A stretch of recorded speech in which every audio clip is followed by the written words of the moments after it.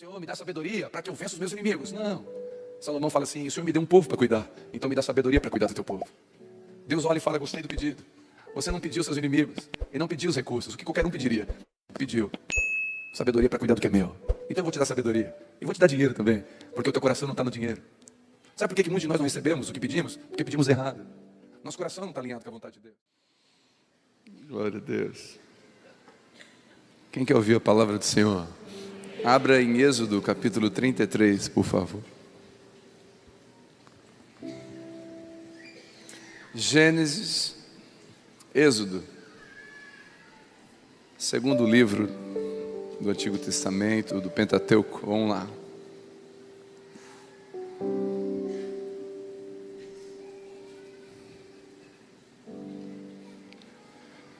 Capítulo 33, versículo 12.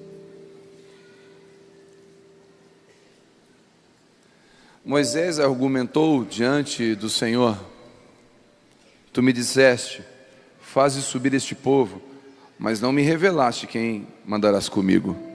Contudo disseste, conheço-te pelo nome, e encontraste graça aos meus olhos.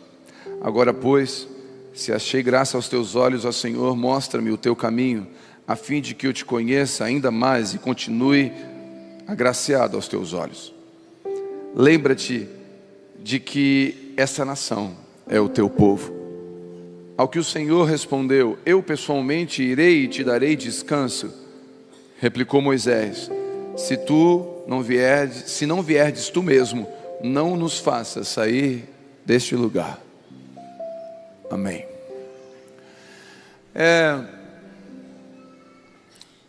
A caminhada do povo de Deus no deserto, eu já falei aqui, eu creio domingo passado ou no outro. A caminhada de Deus no deserto, do povo de Deus no deserto, dos israelitas, é uma figura da nossa caminhada na terra como cristãos. É uma imagem. O Antigo Testamento é uma sombra do Novo Testamento. Então, o Antigo Testamento, ele tipifica, por exemplo, a saída do Egito, representa a nossa saída do mundo, do domínio do diabo. O que o Egito fala? De escravidão. Amém? Então, o povo de Deus saindo do Egito é nós saindo da escravidão. Depois passando pelo Mar Vermelho, é o batismo, representa o batismo. Quando você passa pelo Mar Vermelho, você caminha peregrinamente no deserto, que é a nossa vida cristã na terra, até chegar na terra prometida, que é um dia estaremos na Nova Jerusalém com o Senhor.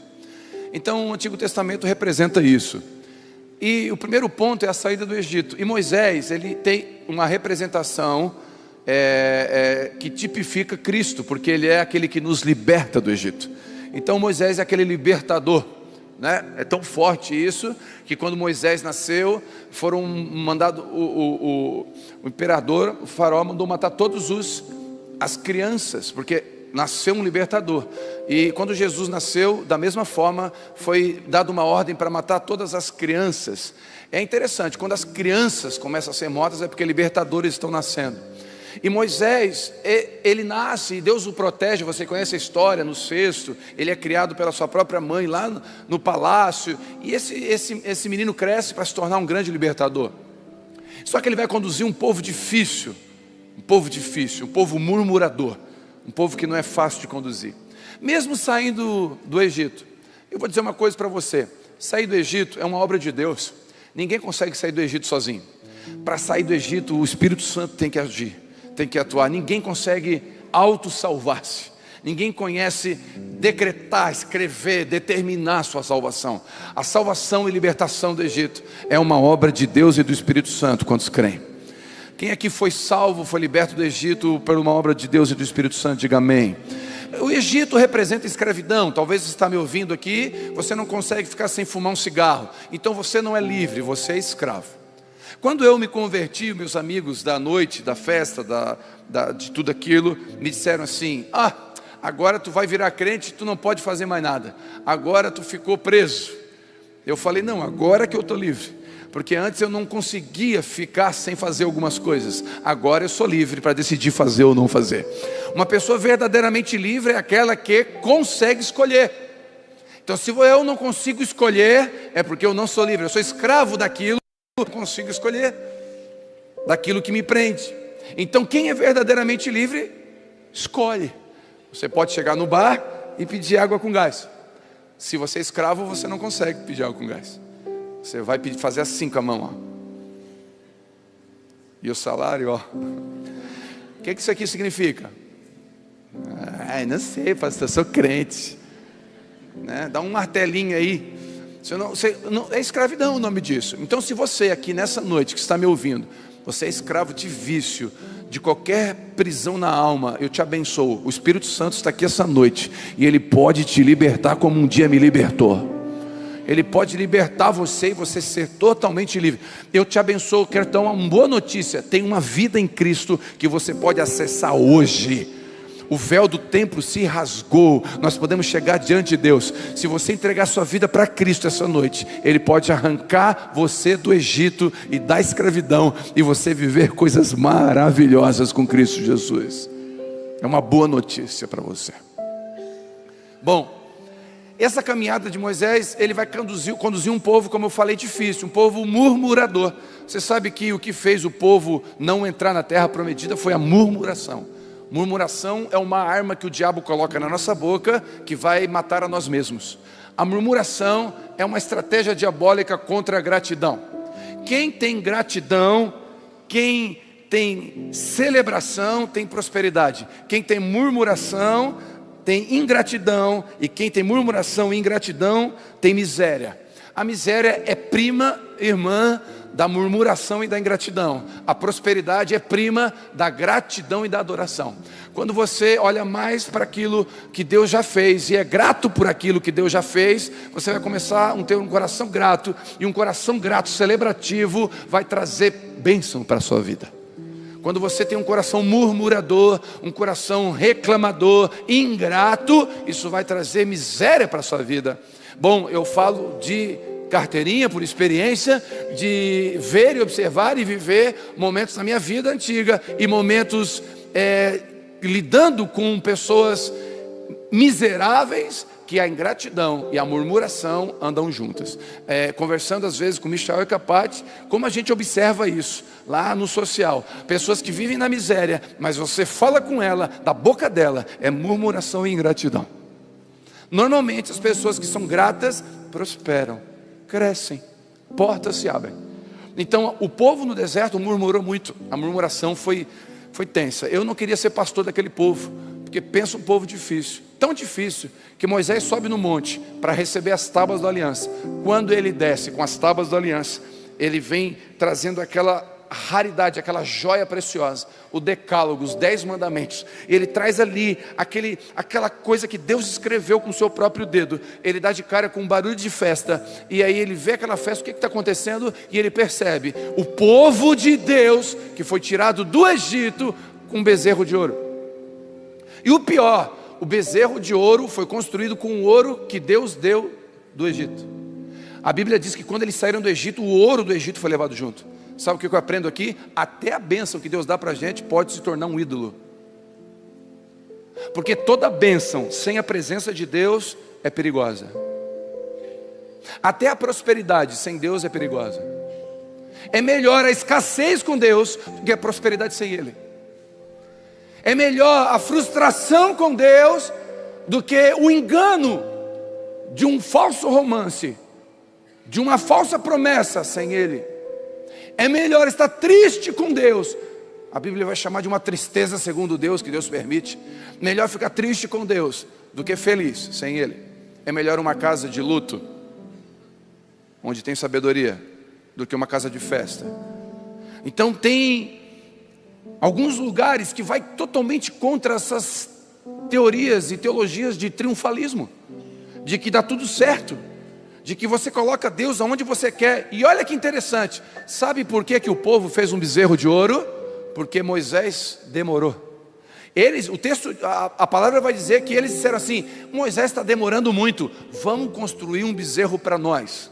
Sabe o que eu aprendo? Que tem uma geração lá de Israel com Moisés, mas tem uma geração hoje em 2024 que não sabe esperar. Se Deus não faz do meu tempo, do meu jeito, eu já quebro tudo. Eu já faço do meu jeito, eu construo o meu bezerro. Perdeu o ônibus, construa o seu ônibus. E aí você vai ver dentro, presta atenção no que eu vou falar agora, para você só entender e não sair dizendo que eu falei outra coisa. Cuidado com teologia híbrida, que pega um pouquinho do coaching aqui, um pouquinho da teologia de prosperidade aqui, e dá uma maquiada e apresenta como teologia, que vem disfarçado de: se você não conseguiu, se não fizeram para você, faça você mesmo. Cuidado. Eu vou dizer uma coisa para você que a gente está esquecendo. A Bíblia diz: quando você fizer um plano, amanhã venderei tal coisa, amanhã farei tal coisa, no final dessa frase diga assim, ó: se Deus quiser. Se Deus quiser não é frase de crente fraco, é frase de crente forte, é de quem confia em Deus. Então não é eu determino, é se Deus quiser. Se Deus quiser, sabe o que significa? Eu sei que o que Ele quer é melhor do que eu quero. É confiança. Então a gente coloca, por muito tempo, a gente faz campanha de 7 semanas. Para quê? Para colocar Deus em 7 semanas. Como que você coloca Deus em 7 semanas? Como que você diz para Deus: Deus, você tem 7 semanas para resolver o meu caso, hein? Como que você faz isso? Como que eu? Porque é uma geração drive-thru, fast food, irmãos, eu acho que se a gente botar um drive-thru da oração, dá certo, vai prosperar, vai dar dinheiro. Você faz uma cabine, você faz o pedido, na outra você paga, na outra você recebe. Pensa, o que você quer? Quero meu marido transformado. Vai na próxima cabine, chega lá, tem alguém com cartão, maquininha. O que você pediu? Marido transformado. É caro o marido transformado. Homem transformado é só Jesus na casa, meu querido. Então aqui é 5, 5 mil, parcela. 7 vezes, parcela. Tá bom, chega lá do outro lado, está o marido crente, gospel, com as asas assim arrastando, um querubinizado. Primeira coisa que ele te fala: escolhe a bolsa que você quiser. Segunda coisa: estou indo lavar louça enquanto você escolhe a bolsa. E aí você fala: e acorda, porque é um sonho. Mas daria muito certo se a gente fizesse um drive da oração, porque as pessoas não querem mais esperar, é para ontem.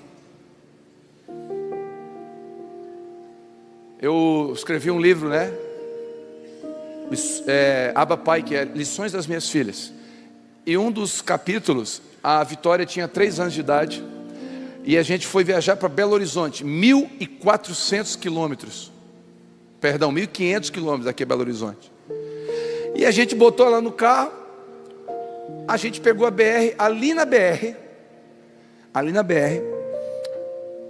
antes de chegar em Tubarão, aqui, para quem não sabe, o pessoal do Abaon reclama que às vezes eu falo coisas e eles não identificam, a 30 quilômetros de Criciúma, 1.500, andei 30 só.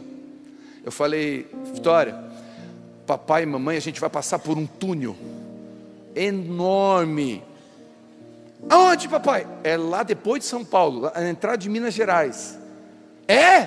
A cada 10 minutos. O túnel, pai. Aí ela dormia e acordava: o túnel, pai. Eu dizia: o túnel é lá em São Paulo. Onde é que é São Paulo, pai? São Paulo é longe. Para começar, para ter uma noção, é 20 horas de viagem. Nós andamos 3, falta 17. É longe. E o túnel, pai? Então, o túnel está lá. Mas o túnel é perto, pai? É lá em São Paulo. Para quê que eu fui falar? Daí eu fui falar: Deus, olha aqui minha filha. Deus assim: por isso que eu não te conto algumas coisas.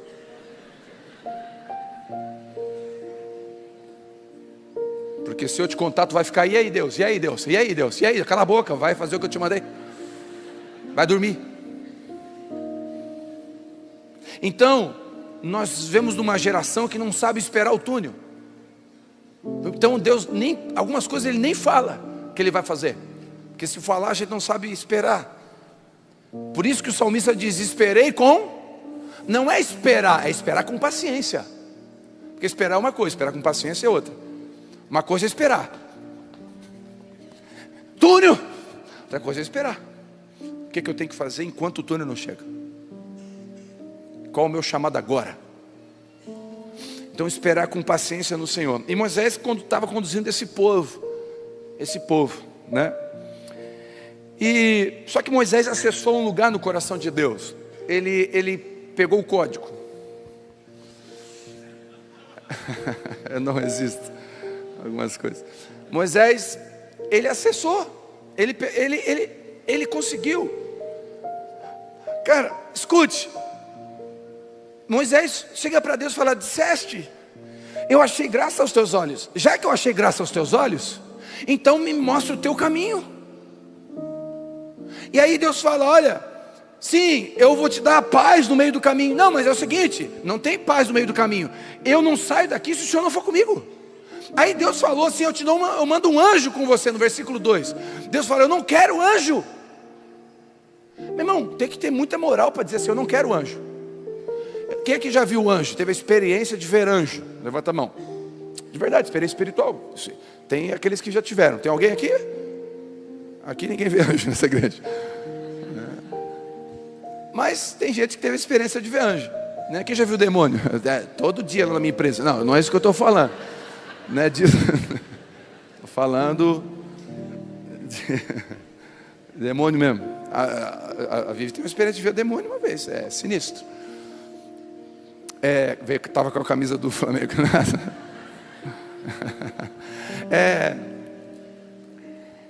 Imagine você está em casa, ou sei lá, em algum lugar, orando, e aí aparece um anjo. Biblicamente, a descrição de um anjo não é o que pintam por aí.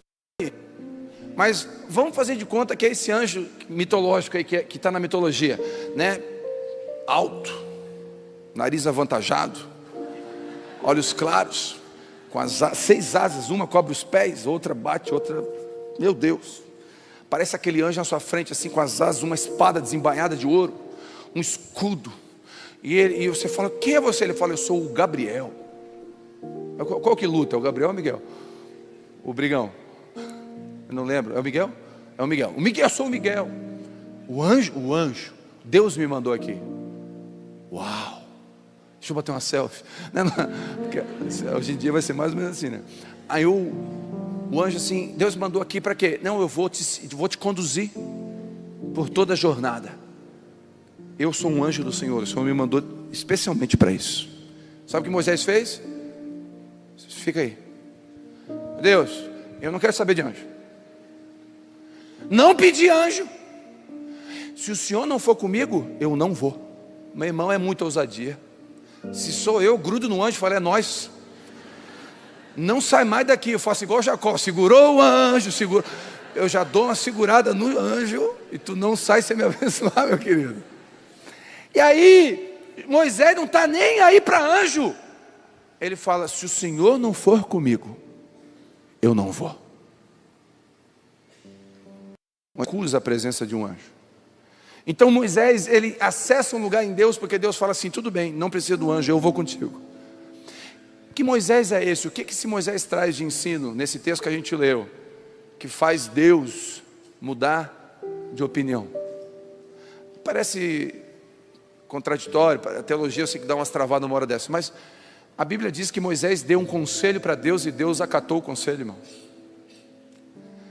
Moisés falou assim: ó, Deus, é o seguinte, o Senhor vai tirar a gente do Egito, vai matar o povo tudo aqui. O Senhor tirou a gente do Egito, vai morrer no deserto. O que o povo vai dizer? Vai sair amanhã no Tititi Gospel: Deus irado mata os seus filhos. Não vão dizer que o Senhor não é um Deus bom. Gente, está escrito assim na Bíblia. No Tititi não, tirando essa parte, está escrito que Moisés dá uma ideia para Deus. E sabe o que a Bíblia diz? Deus acatou a ideia. Bom, gostei, obrigado. E Deus muda o veredito. O que Moisés tem que faz Deus ouvi-lo e atendê-lo? Primeiro, pega aí para você. Disseste: conheço-te pelo teu nome e encontraste graça aos meus olhos. Sabe o que Moisés começa falando para Deus? Deus, o Senhor disse, e o Senhor não mente. O Senhor disse que o meu filho um dia vai estar servindo o Senhor. A realidade da boca de fumo não é o que o Senhor disse. O Senhor vai mudar essa história, porque o Senhor disse. Ele está dizendo, se o Senhor disse que eu achei graça aos teus olhos, então, já que o Senhor disse isso, eu não mereço isso. Eu não sou digno de ser achado graça aos teus olhos. Mas já que o Senhor disse, eu vou reivindicar em cima disso. O Senhor disse. Sabe o que eu aprendo aqui com Moisés? Que tudo que a palavra diz, a palavra não mente. Tudo que a palavra diz, a palavra não mente. Ela é verdade. O que Deus disse na sua palavra é verdade. Aonde a palavra, o reverendo Hernandes sempre diz isso, aonde a palavra não tem ouvidos, não tem voz, nós não devemos ter ouvidos. Onde a palavra tem voz, nós devemos dar ouvidos. Quando Jesus foi tentado no deserto, o que ele usou contra Satanás? Está escrito, disseste. Sabe o que eu aprendo aqui? Que um homem de Deus, uma mulher de Deus que anda para cumprir um propósito, ele tem no seu coração uma paixão, uma inclinação e uma certeza de que a palavra de Deus é inerrante, infalível e pode transformar a nossa vida. Ele tem convicção de que o que Deus disse, para nós hoje, Deus disse, vai além de uma profecia. Uma profecia, uma palavra de conhecimento, alguém que falou, olha, assim diz o Senhor. Amém. A gente guarda essas profecias. 1 Timóteo capítulo 1, versículo 10, Paulo vai dizer assim, Timóteo, lembra das profecias que foram liberadas sobre você? Eu quero nessa noite pedir para que o Espírito Santo traga à memória no seu coração as profecias que foram liberadas sobre você. As palavras que um dia o Senhor mandou seus servos declarar sobre você. Mas mais do que isso, para nós, disseste é a palavra de Deus. Porque a Bíblia vai dizer que é bem-aventurado, é feliz, é próspero, é frutífero o homem que medita na palavra de dia e de noite. Disseste. Um homem e uma mulher de Deus que consegue viver o propósito que Deus tem para ele, ele ama as Escrituras. A palavra de Deus não é enfeite de criado mudo. Não é frase de adesivo no carro.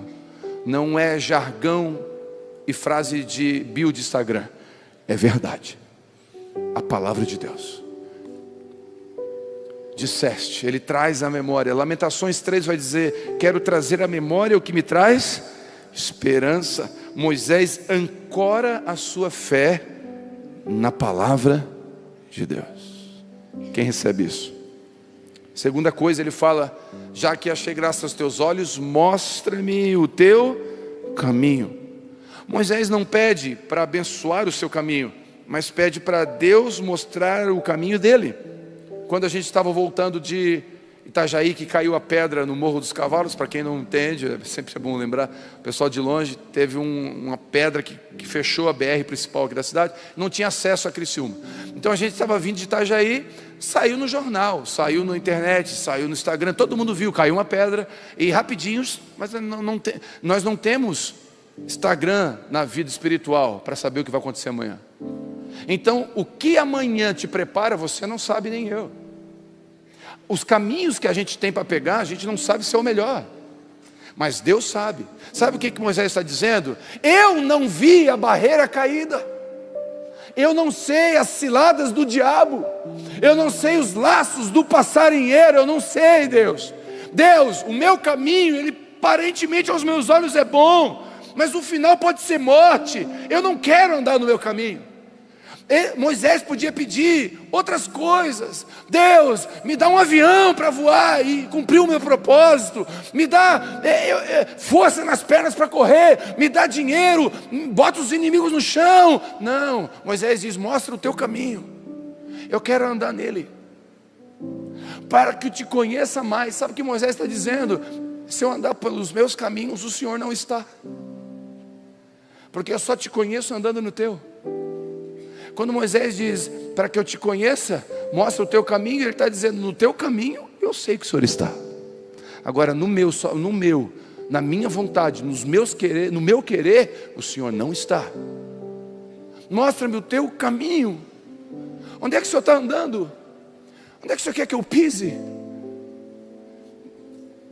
Moisés está dizendo: eu não sei escolher, eu não consigo fazer bons caminhos, eu não conheço o amanhã, eu não sei das barreiras caídas e das ciladas que me esperam lá na frente. O primeiro passo para correr bem é correr na direção certa.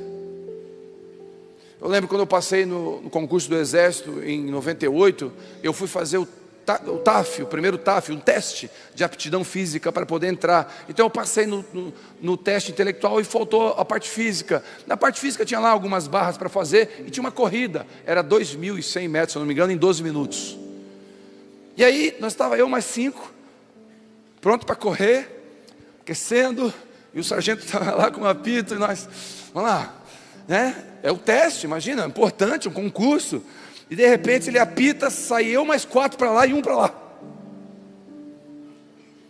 Aí o sargento, pi, por que foi? Para cá, sua... Aí ele falou uma coisa que eu não veio ao caso. E aí, aquele cara, pensa ele correr 2.100 metros, achando que está na frente de nós. Que ele olhar para trás, não ia ver ninguém, pensou, eu sou corredor mesmo, né? Ele não ia ver ninguém se ele olhasse para trás. Nós fomos para o outro lado. Então imagina ele correr 2.100 metros para a direção errada. Imagina chegar no final da vida e descobrir que Deus não chamou você para ser empresário, chamou para ser pastor. Ou descobrir que Deus chamou você para ser empresário e não para ser pastor. Cumprir o propósito dele e andar no caminho dele. Imagina chegar no final da vida e descobrir que correu atrás do vento. Tenta correr atrás do vento. Quando você for tentar correr atrás do vento, pede para alguém filmar. E bota na internet para a gente dar uma boa risada. Tenta pegar o vento. Tenta achar o começo dele, o final, pegar o vento pelo rabo assim. Tenta, vai lá. A Bíblia fala que aquele que corre atrás apenas dos seus desejos e apenas de coisas dessa terra, corre atrás do vento. Sabe o que Moisés está dizendo? Não me deixa correr errado. Não me deixa viver e descobrir que eu só produzi coisas para mim e nada para o reino de Deus. Não me deixa viver sabendo que no final eu olho para trás e falo, não era o que Deus queria para mim, eu não estava no centro da vontade dele. Moisés está dizendo, me mostra onde eu corro, mostra a pista, qual o teu caminho para mim? Salmo 103, versículo 7 diz, Deus revelou os seus caminhos a Moisés e aos israelitas os seus feitos. Sabe o que o salmista está dizendo? Moisés teve a revelação do caminho que Deus tinha. Os israelitas, só os feitos. Eu não sei você, nessa noite Deus pode fazer e realizar e revelar os feitos para mim e para você. Mas eu não sei se eu quero. Porque talvez a melhor oração a ser feita é, Deus, eu não quero que o Senhor revele os feitos, eu quero que o Senhor revele os teus caminhos. Porque dentro dos teus caminhos já estão os feitos. Os sinais acompanham os que creem. Buscar em primeiro lugar o reino de Deus e a sua justiça, e as demais coisas os serão acrescentadas.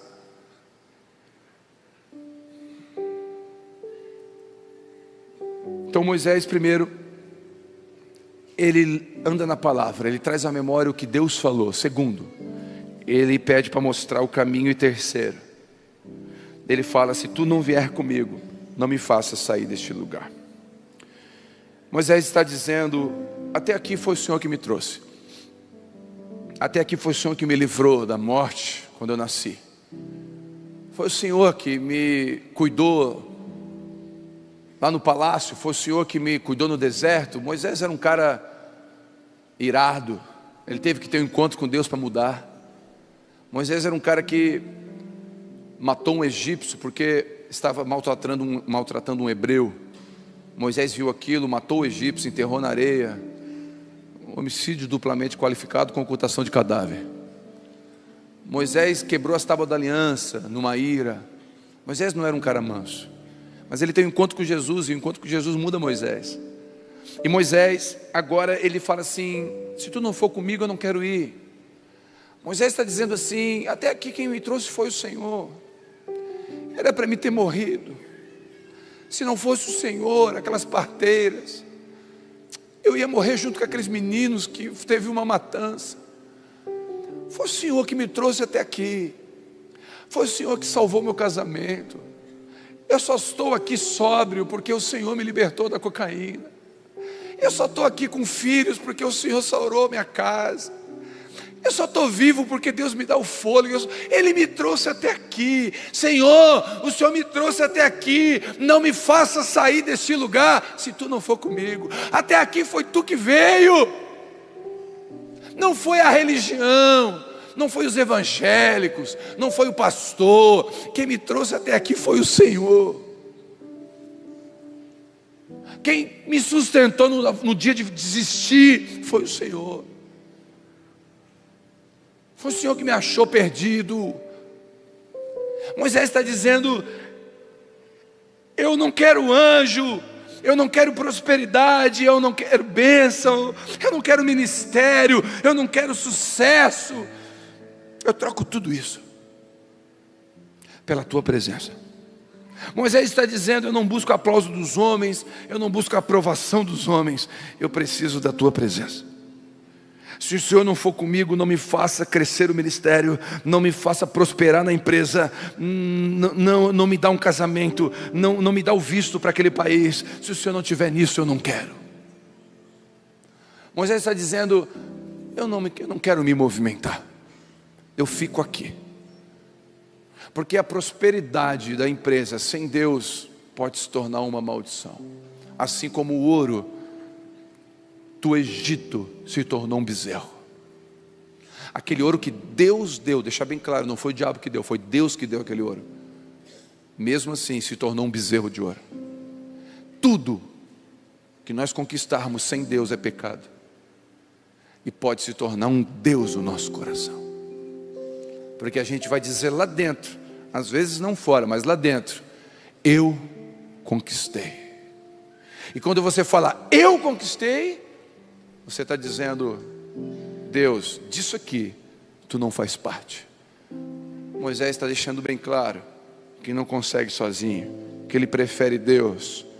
Deus não tem filhos preferidos, mas tem filhos que preferem ele. Salmo 27, versículo 4 vai dizer: um anseio eu manifestei ao Senhor, na sua realização buscarei, que eu possa viver e habitar na casa do Senhor todos os dias da minha vida. Salmo 51, versículo 11: não me afaste da tua presença e nem retire de mim o teu espírito. Quem escreve Salmo 51 é Davi. É interessante, irmão, que se você avaliar assim de forma sucinta, Saul, o rei que antecedeu Davi, foi muito mais nobre, pecou menos, foi muito mais diligente do que Davi em muita coisa. Dos 10 mandamentos, Davi tropeçou em 9. Davi cometeu erros que Saul não cometeu.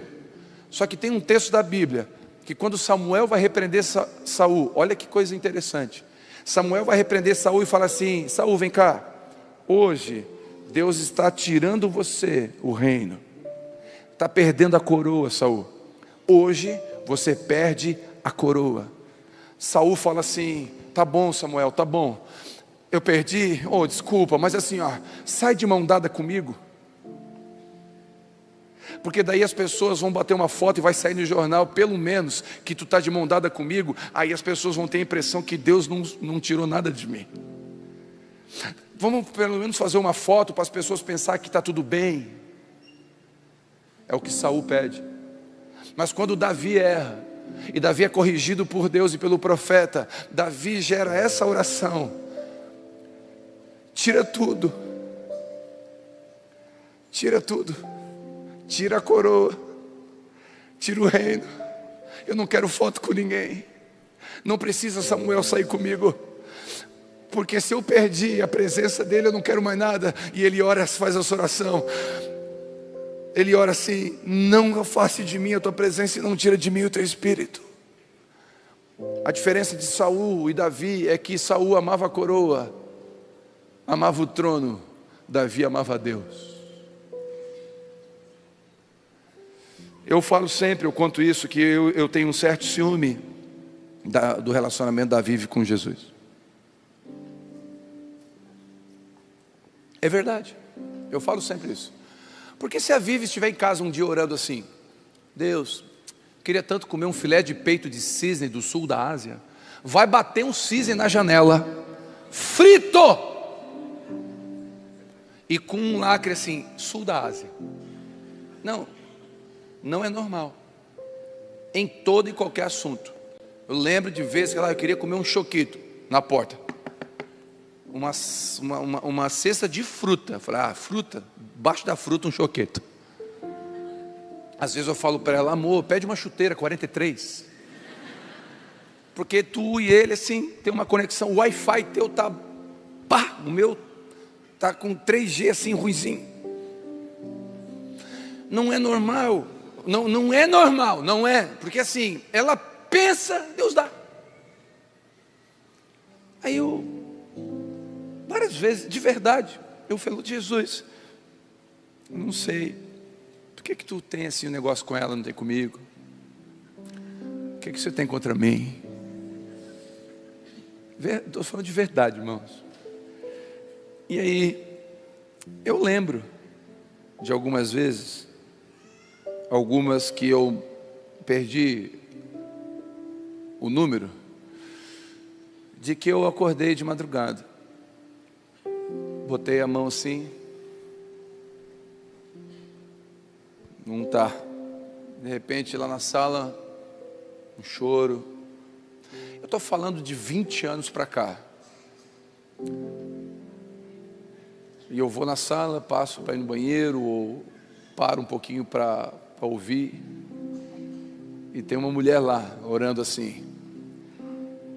Isso até hoje. Na quinta-feira ela se isola. E várias vezes ela chega para mim, amor, ora por mim. Por quê? Porque se ele não for, eu não sei pregar. E várias vezes na sala, eu vi ela orando assim, por que o Senhor me escolheu, Jesus? Se o Senhor não estiver comigo, eu não quero ir para frente. E aí o Espírito Santo fala para mim assim, é por isso, Théo. Ela não anda sem mim. Ela não me pede coisas para ela. Ela pede aquilo que eu posso e desejo dar, a minha presença. Por que Salomão se tornou o homem mais sábio da história? Porque ele pediu sabedoria. Mas quantos homens na Bíblia pediram sabedoria? Talvez mais do que um. Mas por que ele recebeu tanto? Porque Salomão fala assim, Senhor, me dá sabedoria, para que eu invista direitinho o dinheiro na bolsa. Não. Senhor, me dá sabedoria para que eu possa prosperar e ter um casamento melhor, legítimo, mas não. Senhor, me dá sabedoria para que eu vença os meus inimigos. Não. Salomão fala assim, o Senhor me deu um povo para cuidar, então me dá sabedoria para cuidar do teu povo. Deus olha e fala, gostei do pedido. Você não pediu seus inimigos e não pediu os recursos, o que qualquer um pediria. Pediu sabedoria para cuidar do que é meu. Então eu vou te dar sabedoria. E vou te dar dinheiro também. Porque o teu coração não está no dinheiro. Sabe por que muitos de nós não recebemos o que pedimos? Porque pedimos errado. Nosso coração não está alinhado com a vontade de Deus. Moisés está dizendo assim, Senhor, eu não sei. Moisés tinha a fala pesada. Dizem que era gago, não sei se era gago, mas tinha fala pesada. Moisés talvez estava dizendo assim, Senhor, eu preciso até do Arão para falar. Quem sou eu? Eu não vou para frente. Eu não sei. Irmãos, diante de Deus, a gente poderia estar procurando já um terreno de 10 hectares e construir uma igreja para 10 mil pessoas. Mas sabe por que a gente não fez isso? Porque Deus não falou nada para nós ainda. E até aqui foi o Senhor que nos trouxe. Eu não quero me movimentar sem Ele, é só por isso. Eu não quero fazer nada sem Jesus. Esse dia nós reunimos o presbitério para conversar. Eu estava conversando, eu chamei o Fabiano, falei, o que a gente faz, Fabiano? Deus não falou nada para nós, e se Ele não falar, eu não quero fazer nada. Porque não adianta, irmão, quem trouxe a gente até aqui foi o Senhor. E Ele tem prazer em nos abençoar. Mas para cumprir um propósito, o Espírito Santo está falando com a gente essa noite. O que você quer pedir? E eu lembrei ontem à noite de uma situação, e eu quero encerrar aqui. Nós vamos orar. Ontem à noite de uma situação quando nós estávamos, eu e minha esposa estávamos separados. Eu lembrei ontem à noite disso. Que eu estava no grupo de convívio. Eu estava indo no grupo de convívio. Eu sempre fui muito falante. E eu sempre falava no grupo de convívio. Alguma coisa eu falava, eu sempre dava a minha opinião. Só que nós não estávamos bem. Nós ficamos 4 meses separados, nós estávamos ruim. Nós estávamos muito tristes. E eu pedi para o líder do convívio, eu falei, eu não quero falar nada. Deixa eu ficar no grupo de convívio, deixa eu só ouvir. E aí eu ia, ficava quietinho. E teve um dia do grupo de convívio que o líder falou assim, olha, hoje nós vamos fazer algo diferente. Cada um aqui vai se ajoelhar e cada um tem um pedido para fazer. Mas tem uma condição. É como se fosse o último pedido da sua vida. Você, a partir de hoje, nunca mais vai pedir nada. Só que Deus vai te conceder o que você pedir. Na hora, qual o sentimento que veio? Meu casamento. Aí eu botei meu joelho no chão e fui orar. Quando eu fui orar, o Espírito Santo me colocou outro desejo. E eu fiz uma oração, e eu lembrei da oração. A oração que eu fiz foi assim. Eu estava assim. É legítimo uma mãe pedir a cura de um filho. É legítimo. Mas é legítimo pedir a restauração de um casamento, de quem você ama. Mas naquele momento veio de dentro para fora, real, foi real. Eu falei, eu quero viver a tua vontade. Eu lembrei das profecias que tinha sobre o nosso casamento. Quando a gente recebia profecia, a Vivi lembra. Nunca era eu sozinho ou ela sozinha. A Vivi estava num lugar como esse. Cadê a tua esposa? Ah, tá, chama ela. Aí ela chegava, vocês dois.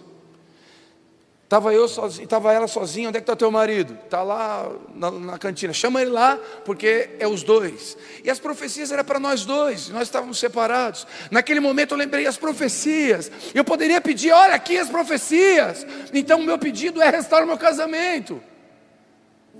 Mas o meu pedido naquele dia foi, para mim era o último. Eu falei, eu quero viver a tua vontade.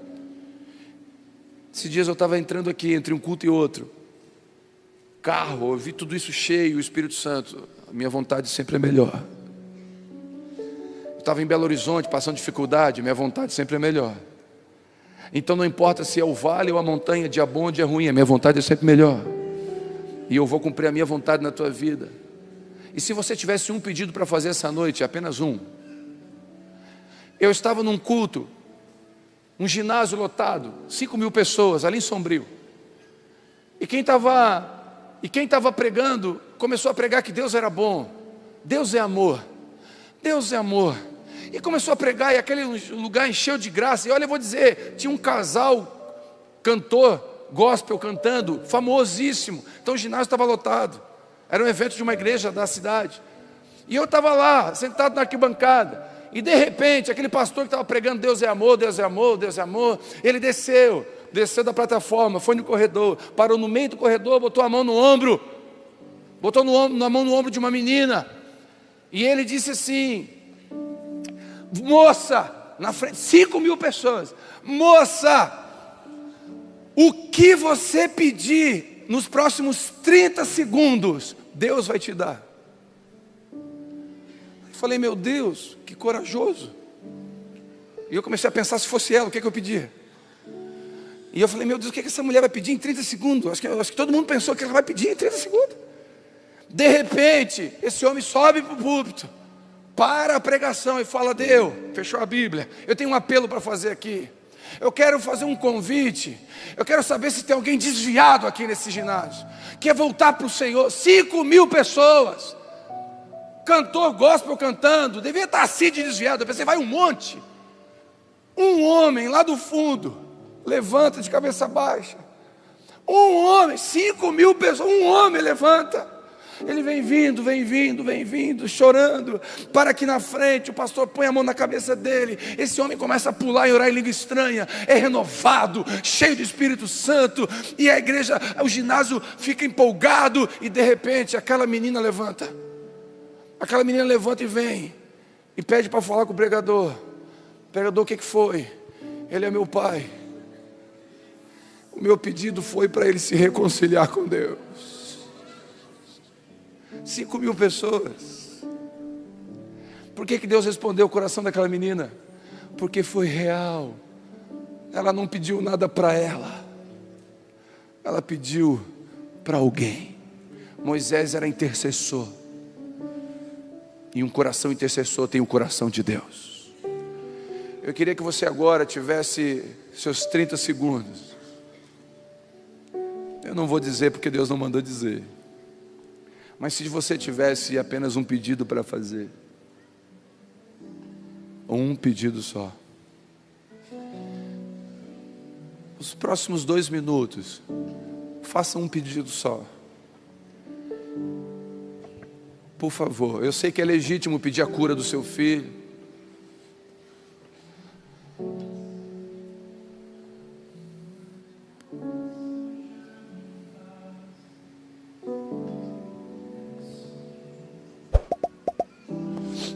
Você tem um pedido só.